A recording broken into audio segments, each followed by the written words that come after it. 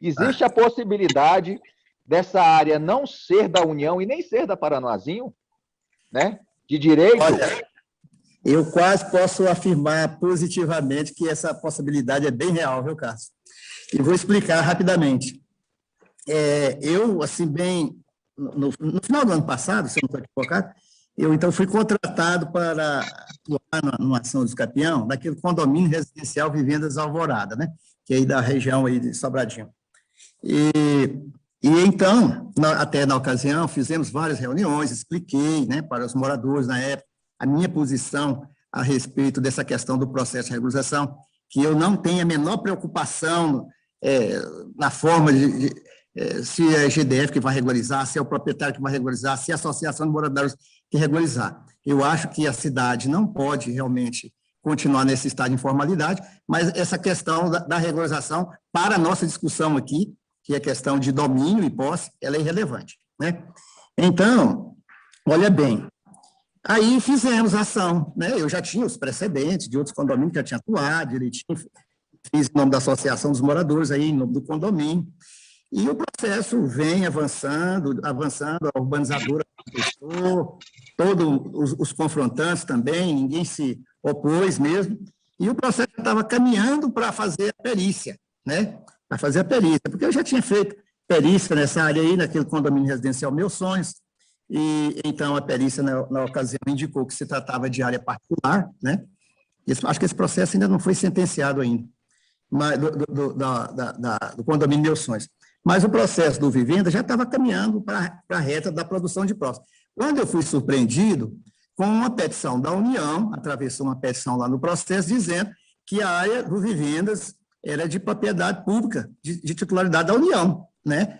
Aquilo ali, então, foi um choque, né? Tanto para mim, como até para o próprio juiz Maroja, né? O doutor Maroja ainda insistiu num despacho lá para saber se era aquilo mesmo que a União estava pretendendo, e a advogada da União, na época, não, realmente, essa área aí, ela é de domínio da União, né? É claro que, quando a União intervém nesse tipo de processo, aí, evidentemente, o juiz lá da Justiça Comum do DF, que é a vara lá do meio ambiente fundiário, ele não tinha alternativa, ele teve que declinar da competência para a Justiça Federal, que é lá que julga as causas onde a União tem interesse.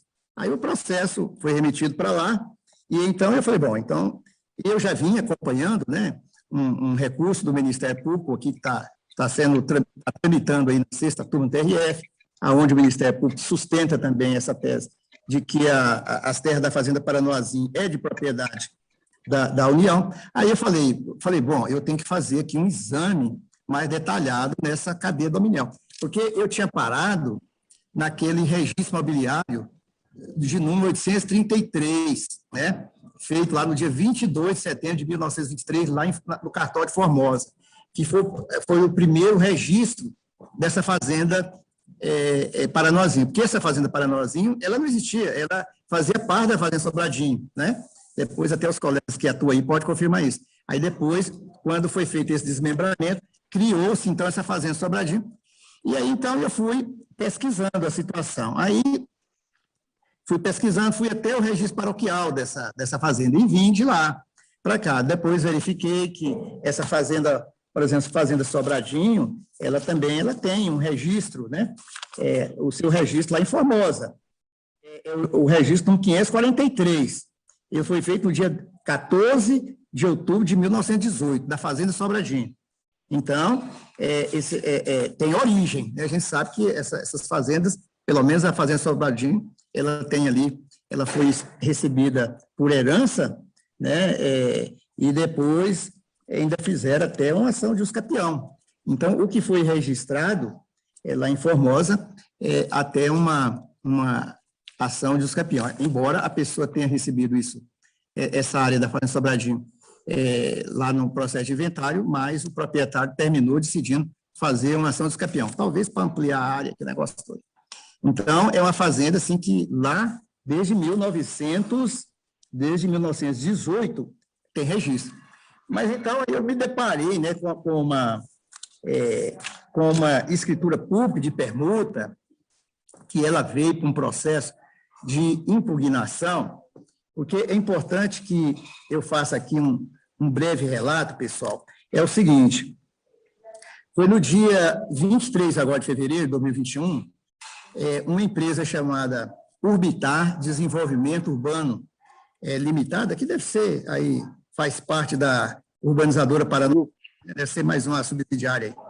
Ela entrou lá, em fevereiro de 2021, com um pedido de registro do loteamento da etapa 1 da cidade Urbitar. É uma área de 28 hectares. Uma área de 28 hectares que pediu o registro desse loteamento.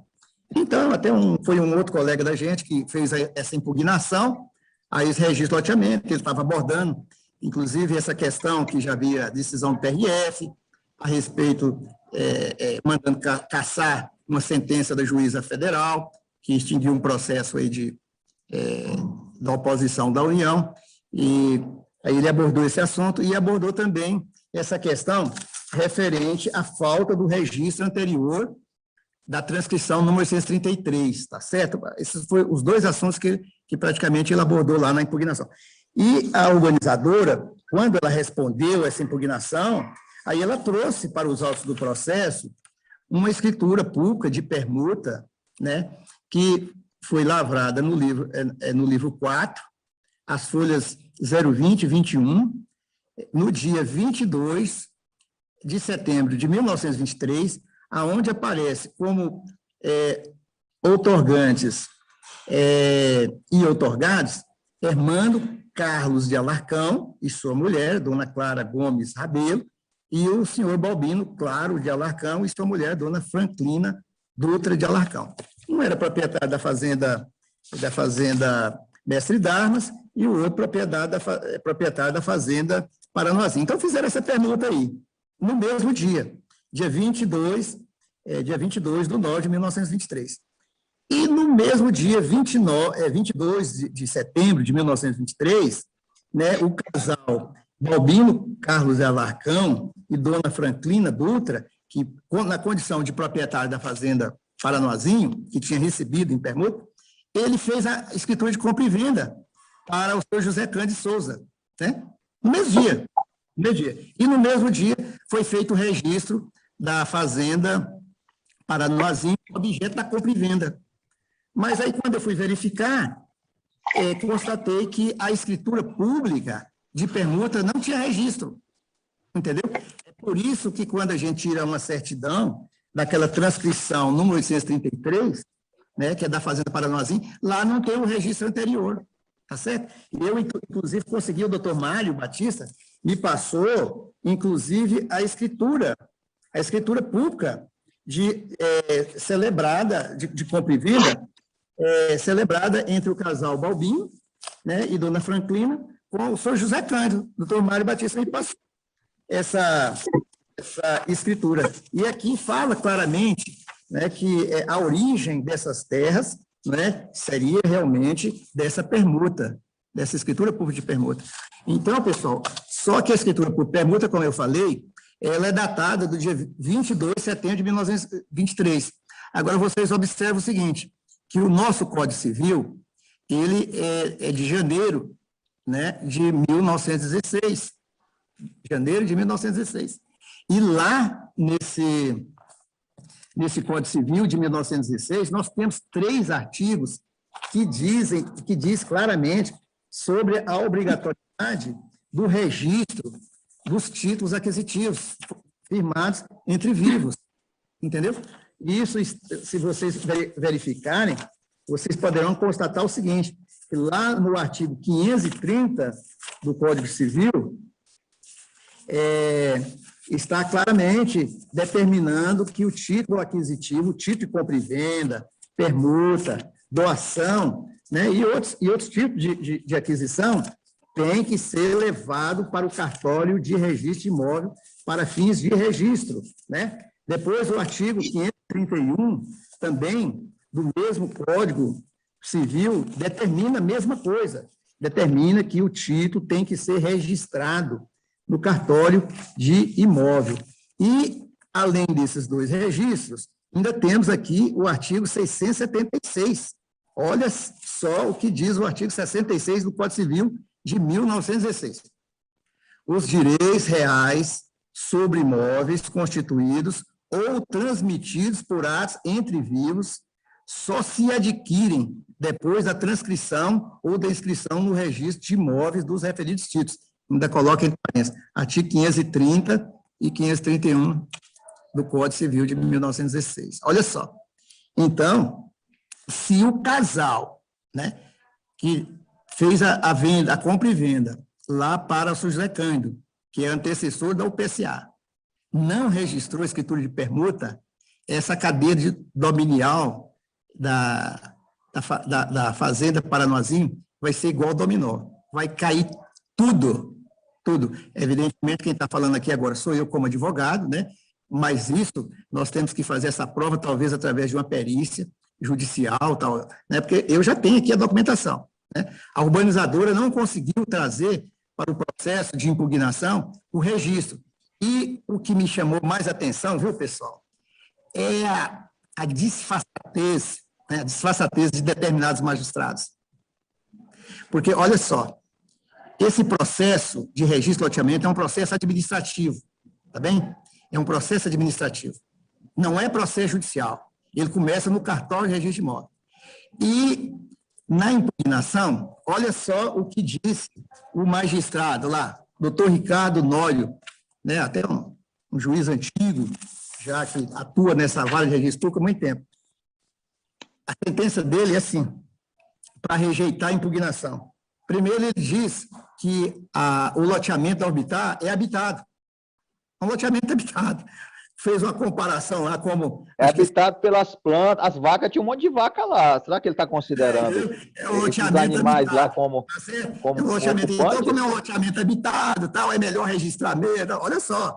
Tá? E isso porque dentro do processo de registro de loteamento, tanto eu como a organizadora, colocamos lá o memorial descritivo, dizendo, aqui ainda vai ser implantado uma cidade, assim, com tantos prédios. Está lá escrito com todas as letras, né? E depois ainda veio um outro argumento, que eu acho que esse aqui é o pior de todos, dizer que o princípio da continuidade do registro, que quando, né, foi dito lá, olha, não tem o registro anterior aí, tá? Aí eu falou assim, não, mas tem um decreto no 18.542 de 1928, foi esse decreto que passou a exigir o registro anterior na matéria. Se, cara pálida, tudo bem, esse decreto existe, mas é o decreto que regulamenta os artigos 530, 531 e 676 do Código Civil. Quer dizer, então o decreto não pode modificar a lei, tá? Então, quando eu tomei conhecimento do teor dessa sentença, eu falei, não vou perder nem meu tempo de fazer embargo, nem nada. Vou direto para a corregedoria do tribunal com recurso de apelação, tá certo? E já estou preparando uma ação de nulidade, porque aí sim vai ser o grande debate entre moradores aí do Grande Colorado com o PS. Até porque, né, teve uma moradora aí que recentemente, de um condomínio, acho que o nome do condomínio é o Condomínio Fraternidade, é um condomínio que já foi até registrado, que ela recebeu da urbanizadora uma interpelação judicial, dizendo que a proprietária tinha 15 dias para apresentar lá na urbanizadora para assinar a escritura, porque senão a urbanizadora ia tomar as medidas judiciais cabíveis. Aí, evidentemente, não tem contestação, mas eu fiz ali uma resposta dizendo, me traga, né, a prova de que essa escritura pública de permuta foi registrada no cartório de imóvel competente, lá em Formosa, que a minha cliente vai assinar com vocês a escritura. Você trouxe, Carlos? Não, né? A certidão comprobatória do registro da permuta, não, né? Nem a urbanizadora, porque, efetivamente, ela não vai conseguir obter esse registro. E aí, eu vou dizer para vocês, se até hoje a vida da urbanizadora foi fácil, no sentido de conduzir com uma certa rapidez, até meteórica, esses processos de regularização aí no âmbito do Distrito Federal, mas quando esses pedidos de registro chegar no 7º ofício e publicar o edital, ela não vai conseguir registrar tão cedo um registro de loteamento, porque todos serão impugnados e todos serão objeto de uma ação civil pública. Até por isso que eu falei, Carlos, a associação de vocês aí, não tiver lá no estatuto, né, uma cláusula prevendo a possibilidade de ingressar com a ação civil pública, né, porque a lei exige, né, que, nesses casos, para fazer ação civil pública, o estatuto tem que ter cláusula prevendo a iniciativa. Aí, por isso que a Associação dos Moradores de Jardim Botânico se ofereceu para fazer essa ação. Você falou do nome do Gil França, que hoje é o presidente da associação. Né, e ele está pronto, né, para que, se for o caso, ajuizar essas ações contra a urbanizadora e quem for a sua substituta, para a gente ir buscar a nulidade. Agora, veja bem, nós vamos buscar o bloqueio dessa matrícula, não é para impedir registro e loteamento, muito pelo contrário, é porque o cartório de registro de imóvel não é lugar para o tráfico ilícito de compra e venda de imóvel, está entendendo? Deixa isso bem claro, espalhe isso. Cartório de registro de imóvel não é lugar para colocar, está entendendo? Escritura pública de compra e venda que não tem origem, tá? Porque lá, 22 de dezembro de 1923, houve uma quebra na cadeia dominial do registro imobiliário da Fazenda Paranoazinho, e isso é uma situação que o próprio Tribunal de Justiça do Distrito Federal nunca admitiu, né? E se o Tribunal de Justiça daqui, o Conselho Especial, na seara administrativa, admitir, é a Justiça Federal. Porque quem corrige os erros da Justiça, os erros administrativos do Tribunal de Justiça, é a Justiça Federal. Não é o Tribunal de Justiça. É a Justiça Federal, primeira instância, segunda instância. Lá que a gente entra nas ações de nulidade. Eu já fiz várias ações, por exemplo, contra essas malandragens de terracate, né, às vezes de outros órgãos aí, CODAB e tudo mais, a respeito de registro de loteamento, que às vezes a vara de registro passa o trator por cima, igual está fazendo aí com vocês, que a gente tem que levar o debate para a Justiça Federal. Agora, não é simplesmente com aquele intuito de impedir, não, negativo. É porque não dá para a gente ficar fazendo de conta, né, tirando dinheiro do bolso, pagando escritura, pagando registro, para fazer de conta que está tudo certo. Não é assim, o registro imobiliário não tolera esse tipo de coisa. Se tem um direito que é mais ou menos, que a gente pode dizer, pelo menos tem um pouco de lógica, é o registro imobiliário. Porque se você tem 100 hectares de terra, vendeu 50, meu amigo, é só diminuir, sobra 50, e assim vai. É um dos poucos direitos que tem uma certa lógica, é o direito imobiliário. Então, esse negócio de urbanizadora, imaginar que vai ter vida fácil, ela não terá vida fácil daqui para frente, porque todos os registros de loteamento, pode anotar, tá? Fiscaliza o Diário Oficial, porque tudo é publicado no Diário Oficial do DF. Publicou, entendeu? Qualquer pedido de registro pode fazer para a gente, que nós vamos impugnar, e não só impugnar, depois de proferida a sentença pelo juiz da Vara de Registro Público, nós vamos buscar o bloqueio da matrícula. Apenas fazer o bloqueio da matrícula. Nós não queremos aqui desconstituir o registro imobiliário. Vamos pedir o bloqueio para que essa situação seja sanada, porque o registro imobiliário não pode estar convivendo com esse tipo de situação. Eu, inclusive, levei para o processo, lá, quando foi feito agora esse recurso de apelação, nós aqui até citamos o acórdão do próprio Conselho do Tribunal de Justiça do Distrito Federal, entendeu? E lá nesse acórdão, que foi até um processo que eu trabalhei aqui, que se refere a essa cidade aqui, onde Paranoá, Itapuã, que tem um problema bem semelhante aí ao de vocês, não é? Lá o tribunal entendeu o seguinte, que havendo uma interrupção na cadeia dominial do imóvel, né, essa nulidade, ela é absoluta e ela não prescreve com o decorrer do tempo. Isso é um acordo que é do próprio Conselho Especial do Tribunal de Justiça do Distrito Federal no exercício das suas funções administrativas.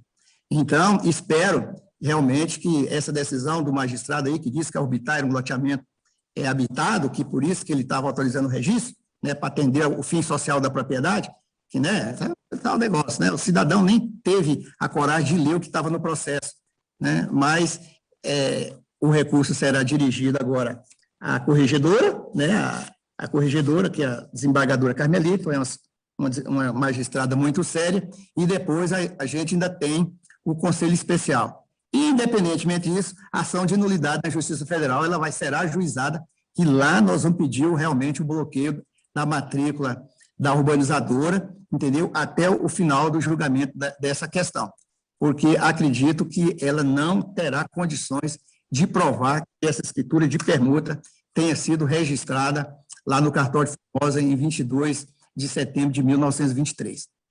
Então, é isso, pessoal. Né? E não quero aqui assim dizer, mas é porque o advogado está aí, é para criar problema, Não, eu sou um defensor absoluto do processo de regularização. Agora, tudo tem que ser feito dentro da legalidade. Não é porque apareceu uma empresa aventureira aí, né, comprando direito, fazendo negócio, inclusive com gente que já, acionário que já tinha vendido essas propriedades no passado e não honra o seu compromisso, que vai agora querer, né, agora quem vai restabelecer a legalidade, quem tem que restabelecer é ela agora.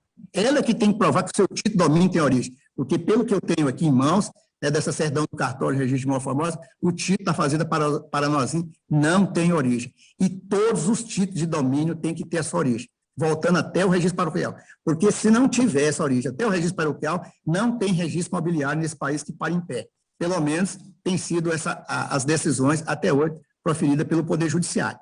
Tá certo? Doutor Mário. O registro imobiliário, Carlos, é assim, ó, como no nosso país, quando logo lá entra no tempo do Império, né, no interior do país, tal, não existia cartório de registro de imóvel, aquele negócio todo, né? Mas esses registros, por isso que eram os padres, né, o pároco ali da igreja, que imagina, por exemplo, você é um síndico do condomínio aí, pensa na seguinte situação, você é um síndico do condomínio, seu loteamento não está registrado no cartório, mas você tem que ter um mínimo de controle, né? O que você fala aí para os seus condôminos? Você me traz seu contrato, que eu vou deixar arquivado aqui, né? Porque aqui dentro da administração do meu condomínio, a gente vai saber que você é o proprietário desse terreno. Às vezes o terreno não está edificado. Mas, assim, então isso acontecia na época do Império. Quer dizer, as pessoas tinham lá os seus contratos, compra e venda, não tinha como registrar, não tinha cartório. Então, levava na igreja e deixava lá, registrado com o padre, entendeu? Por isso chama registro paroquial, que é registro lá na paróquia, tá? na igreja. Então, isso é obrigatório, né? Nós temos lei, a Lei 601 manda já que as pessoas pode entrar aí. Fazer esses tipos de registro. Mas depois o país, né, veio a República, né, a situação do país foi melhorando, foi criando os cartórios de registro de imóvel, e aí, quando chegou em 1916, que veio, então, o novo Código Civil com essas determinações, dizendo, agora as escrituras não podem ser feitas mais lá, o registro não pode ser feito mais lá na paróquia, lá na igreja, tem que ser feito no cartório de registro de imóvel. Então, de lá para cá, Carlos, ficou fácil para nós que atuamos nessa área de fazer essa cadeia, entendeu? A gente vai, normalmente, nas repartições públicas, lá tem todos os registros paroquiais, e dali a gente procura o primeiro cartório, que normalmente o registro tem que ser feito na circunscrição onde está localizado o imóvel, né? Por exemplo, Formosa, Planaltina era uma vila que pertencia a Formosa, por isso que lá foi feito o primeiro registro, tanto o registro da Fazenda Sobradinho, que é o registro no 543, que eu falei, lá de 1910, né? Como também o registro 833, feito lá em Formosa também no caso. Então, isso é uma cadeia. E depois veio aqui, na sequência, né, veio para o cartório do terceiro ofício, tem uma matrícula feita no cartório do terceiro ofício, de registro de imóvel dessa fazenda Paranoazinho, a matrícula 135.189, aí depois, mais recentemente, abriram uma outra matrícula no 545, aí no cartório de sétimo ofício, né? Essa fazenda Sobradinho, só para você ter ideia, ela só tinha limites e confrontações, ela não tinha nem a área, porque normalmente os títulos de domínio das fazendas vêm assim, tantos alqueires, tantos hectares, né? Não, lá os primeiros registros dessa fazenda não tinha, só veio aparecer agora, com a abertura da matrícula 545, aí do sétimo ofício, que quando foi feita uma retificação judicial, e ali eles apuraram que tem várias ações dos campeão aí dentro, esse negócio todo, julgado procedente, e aí depois fazer essa retificação judicial, aí sobrou uma área aí para a família do José Mariano de 1.477,17 hectares. que foi essa área aí que foi objeto de negócio entre urbanizadora, Tarcísio Massalons e tal, e que está dando origem dos loteamentos que eles estão pedindo no registro. Mas a nulidade ela é anterior, viu? A nulidade ela se deu lá em 1903. Quando foi feito a compra e venda, no mesmo dia que tinha de ser, que foi feita a compra e venda para o senhor José Cândido Souza, né, antes de abrir a transcrição 833, tinha de abrir uma transcrição para escritura de permuta. E é isso que faltou. Entendeu? E se faltou, dificilmente haverá como a urbanizadora resolver essa questão, a não ser ela utilizando a ação de escapião, que eu acho que é a única forma de como a urbanizadora poderá contornar essa situação. Caso contrário, meu amigo, esse título dela vai... Eu não estou aqui querendo ser juiz, eu sou apenas advogado, mas se a gente for aplicar realmente o princípio da legalidade, né, que o registro imobiliário é cheio de princípios, é o princípio da continuidade, que o título tem que ter uma certa continuidade, ele tem que ter o princípio da legalidade, tem que haver, né, a coisa tem que ser legal, não pode ser feito de forma esculhambada, como a urbanizadora está conduzindo esse processo, né, e são vários outros princípios. O princípio, por exemplo, da disponibilidade, só pode vender um bem, eu só posso vender um bem se ele estiver no meu patrimônio, porque o que a urbanizadora está fazendo é vender bem que não está no patrimônio dela, tá certo? E isso aí a gente vai levar esse fato ao conhecimento do magistrado e dizer, olha, é negativo, entendeu? Se tem alguém que pode se apresentar como proprietário dessa área aqui, ou é a família lá do Balbino Carlos Alarcão, que infelizmente não registrou o título dele, mas também tem o seu antecessor, que é o Hermano Carlos de Alarcão, entendeu? Então é isso, e eu acho que essa luta agora, ela está apenas começando, né? A urbanizadora vai sentir realmente o que é trabalhar dentro da legalidade. Essa história de morador, porque pessoal aí está estelionatário e tal, vamos colocar agora o pingo nos i para saber quem é que está praticando estelionato no mercado imobiliário de Brasília. Né? Se são aquelas pessoas que já estão ocupando esse imóvel há mais de 15, 20, 30 anos, ou se é alguém que chegou agora e cujo título aquisitivo não tem origem. Tá certo? É isso aí, amigo. Assim, sendo bem objetivo, Mário Gilberto já explanou bem a questão e nós temos conversado a respeito. É mais uma irregularidade com uma probabilidade muito grande de existência, de realidade. É uma situação que o cartório de Formosa declarou que não tem a transcrição anterior, então é uma quebra de cadeia e isso é muito, muito grave. Tarcísio Márcio Alonso, ele tem um documento onde ele diz, chega um momento que ele, em 2011 ou 12, em que ele diz, ele coloca a parte dele na urbanizadora à venda. Então, quer dizer, quando a urbanizadora foi criada em 2008, Tarcísio Márcio Alonso, desde 2006, 2007, 2008, é que foi criado, foi uma conversa entre duas pessoas físicas, Rafael Birman e Tarcísio Márcio Alonso. E aí a urbanizadora critica muito e chama o Tarcísio Márcio Alonso de grileiro, de não sei o quê e tal. Hoje parece que ele não presta mais, mas na época que fez negócio com ele prestava. Bom, então essas são situações que a gente começa denunciando, vem tentando. E agora, o grande mérito do Tarcísio foi exatamente buscar essa questão dos documentos lá do Tarcísio, dos herdeiros, e os herdeiros não são inocentes, Carlos, porque se você buscar no inventário, houve um momento no inventário em que houve uma transação, houve uma proposta de acordo, que faltaram 5 ou 6 herdeiros para concordar com isso, em que eles concordavam em passar essas escrituras, esses documentos dos herdeiros, dos condomínios, e fariam a divisão das outras áreas.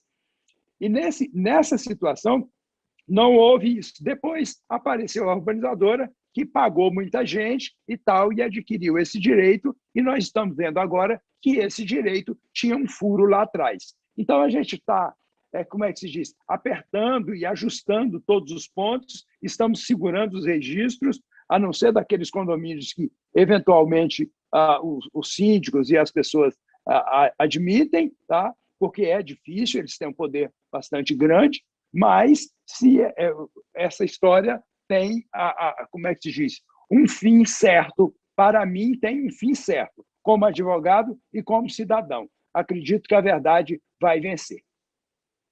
É isso. Por mim, estou doutor satisfeito Mário. e vamos em diante.